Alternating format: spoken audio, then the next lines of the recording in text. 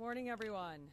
In Midtown Manhattan early this morning, 50-year-old Brian Thompson, the CEO of UnitedHealthcare, was shot and killed in what appears, at this early stage of our investigation, to be a brazen, targeted attack. This does not appear to be a random act of violence. The victim was in New York City to speak at an investor conference. It appears the suspect was lying in wait for several minutes. And as the victim was walking to the conference hotel, the suspect approached from behind and fired several rounds, striking the victim at least once in the back and at least once in the right calf.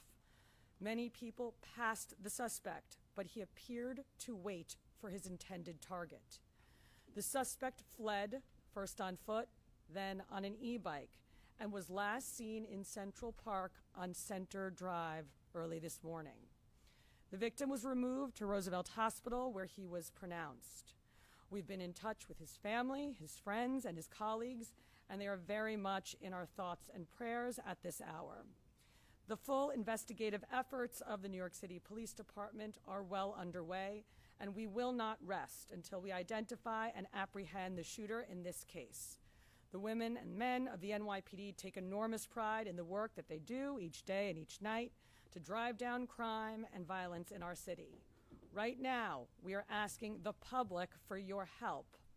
If you have any information about this case, call Crime Stoppers at 800-577-TIPS. We have increased the reward in this case to $10,000. I want to be clear. At this time, every indication is that this was a premeditated, pre-planned, targeted attack. Millions of people will be enjoying the tree lighting tonight, among other holiday events, and the NYPD will be out there with them, keeping them safe. For some preliminary details about today's tragic incident, I pass it over to our Chief of Detectives, Chief Joe Kenny. Thank you, Commissioner. The information I'm about to give you is preliminary, as our investigation is continuing. This morning at 6:46 a.m., patrol officers from Midtown North Precinct responded to a 911 call of a person shot in front of the Hilton Hotel located at 1335 Avenue of the Americas. This is between West 53rd Street and West 54th Street. At 6:48 a.m., officers arrive and find the victim, Brian R. Thompson, a 50-year-old male, on the sidewalk in front of the Hilton with gunshot wounds to his back and leg. Mr. Thompson was removed by EMS to Roosevelt Hospital, where he was pronounced dead at 7:12 a.m. Mr. Thompson is the CEO of UnitedHealthcare and resides in Minnesota.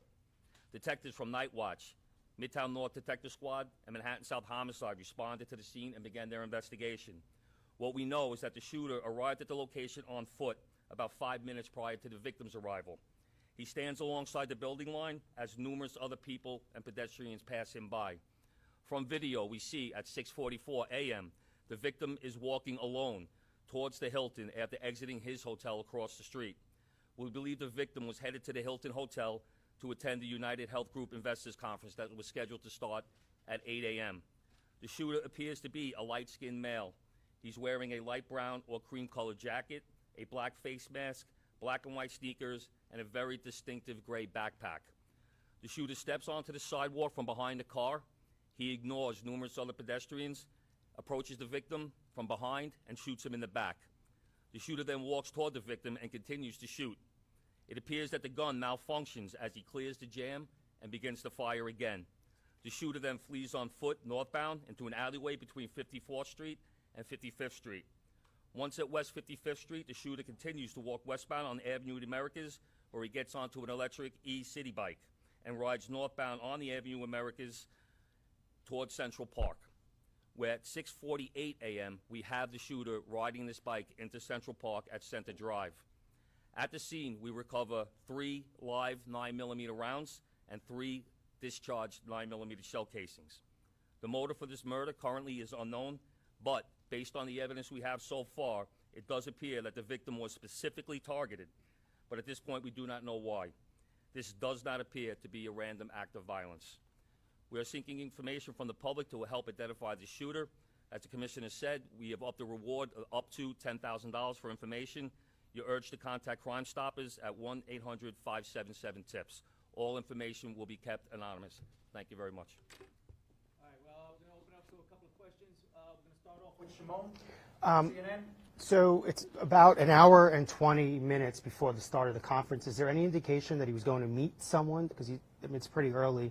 Is he on his way to meet someone there at the conference? He leaves the hotel dressed like he's going to be attending the conference. We're working with his co-workers and other people that he planned on attending the conference with to get that information. But as of right now, he's in charge of the conference, so we believe he was getting there to help set up. Okay, and then just the city bike, if I may. Do we know where that city bike is now? Does he dock it, or does he keep riding it? We're still tracking video. The last we see with him on that bike is in Central Because Park. is there a way to track that bike through There are the... GPSs on those bikes. We'll be working with the company. All right, we're going to move over. We're going to go NJ Burkett. Thank you. Chief, were any words exchanged? If so, what were the words? And I'm told the cell phone was recovered in an alleyway on his escape route. Does that appear to be connected to the suspect? We're working through that cell phone. Obviously, we'll be processing it forensically. And as far as words being exchanged, we do not have audio of the incident. We only have the regular video. But nothing from witnesses? Nothing. Well, there was one witness standing right next to the victim when he was shot. We're still trying to identify that victim. Excuse me, that witness. We're going to go over to Aaron Katursky. Thank you. Chief, was he checked into the hotel across the street alone? Was he in the city alone? Was he accompanied by anybody? Did he have any known enemies or anyone that you've been able to find so far? Like I said, we're reaching out to law enforcement in Minnesota, and we're also interviewing his co-workers and family members to see if there have been any specific threats against him in the past. As far as who was he in the hotel with, we're doing a search warrant in his hotel room right now. That might lead us, give us some more information. All right, we're going to go over to Dean Moses. Couple of questions.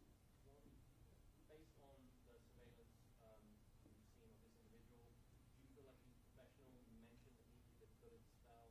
Do you feel like this was a professional individual who took this man's life? And also, will it affect in any way tree life tonight? I'll answer the part about whether or not he's a professional. That we have no way of knowing that. From watching the video, it does seem that he's proficient in the use of firearms, as he was able to clear the malfunctions pretty quickly. But as far as the tree lighting, I'll leave that to Chief Madrick. Yes. Good morning, Dean. Just really quick, this incident will not affect the tree lighting. The tree lighting is slated to start at 7 p.m. The show, the actual lighting of the tree, will be close to 10 o'clock, actually 9:55 p.m. We will have a massive police presence out there around Rockefeller Center from 52nd Street all the way down to 47th Street. We will have plainclothes out there, a plainclothes detail out there. We will have our CRC assets, our strategic response group assets.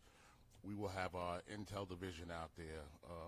A lot of assets out there to make sure people can come out and have a good time.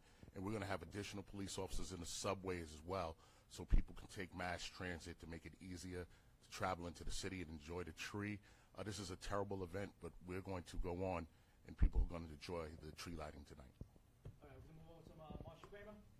I wonder if you could tell me, the mayor said that there was evidence recovered at the scene that would indicate that this was not a random event. I wonder if you could tell me what that evidence was.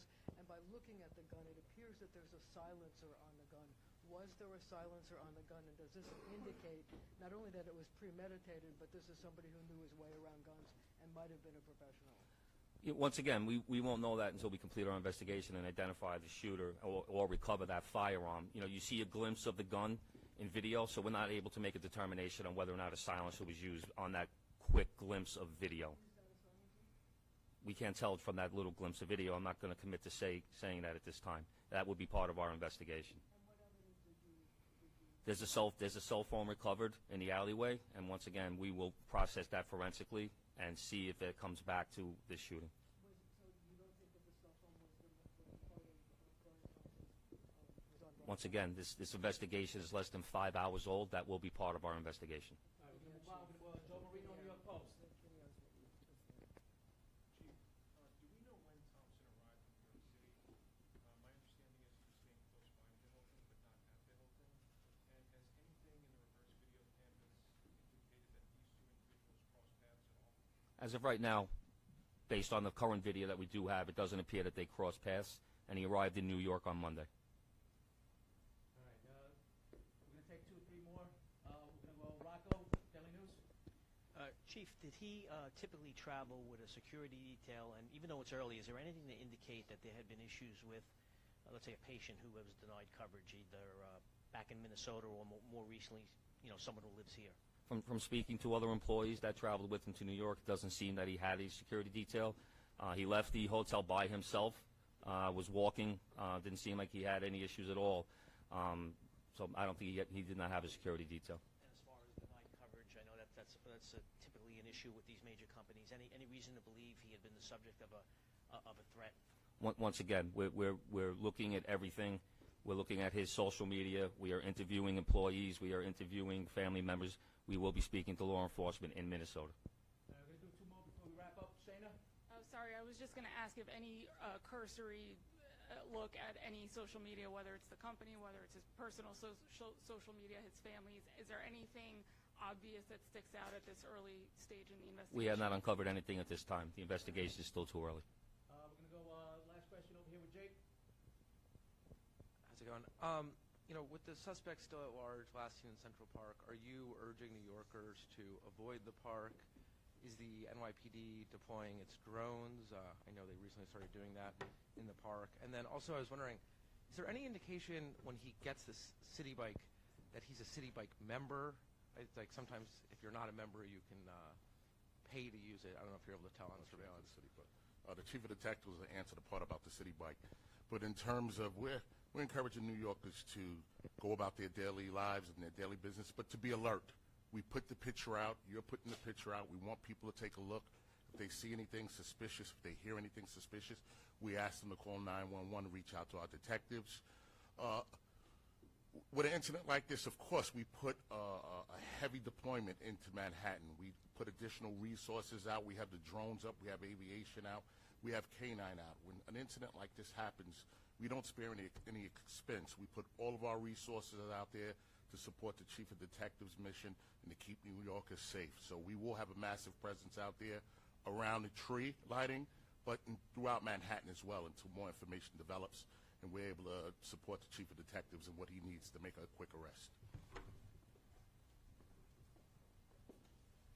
As far as where he got the city bike, we're still working that through. Like I said, we're pulling video from numerous locations, numerous sources, and we have him on our timeline walking, and what we're very fortunate is he has that very distinctive gray backpack on. So we see him on one video clip walking, and then another source of video, him riding that bike.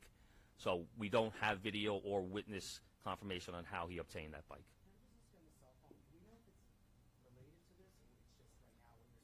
Cell phone that was A found. cell phone was recovered. We will confirm that later on down if we do our forensic examination. Thank you, everyone. Thank This you. concludes our press conference.